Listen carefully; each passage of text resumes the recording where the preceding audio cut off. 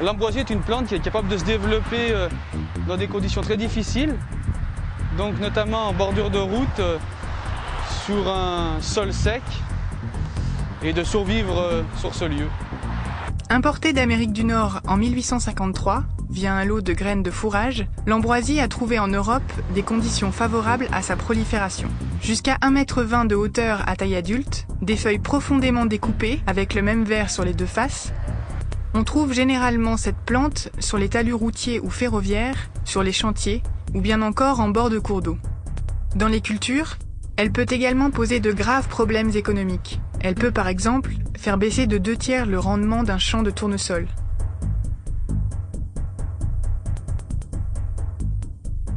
L'ambroisie a un réel impact sanitaire sur la population parce qu'un seul plant d'ambroisie peut donner naissance à plusieurs millions de grains de pollen.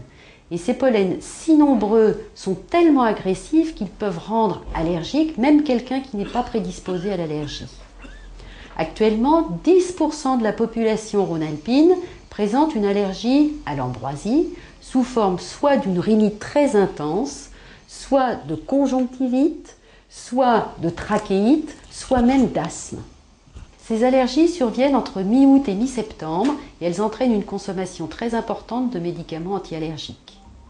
Empêcher l'expansion de l'ambroisie est donc un enjeu important. Pour cela, il faut éviter la production et la dissémination de ces graines pendant l'été. À ce titre, le Conseil général pratique chaque année depuis 2005 des campagnes de fauche préventives sur son domaine routier. Vous savez maintenant reconnaître l'ambroisie à feuilles d'armoise.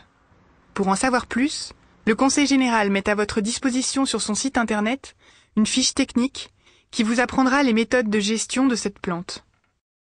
Dans le prolongement des Grenelles de l'environnement initiés par le gouvernement, nous pouvons prendre chacun notre part de responsabilité afin d'améliorer au quotidien notre cadre de vie.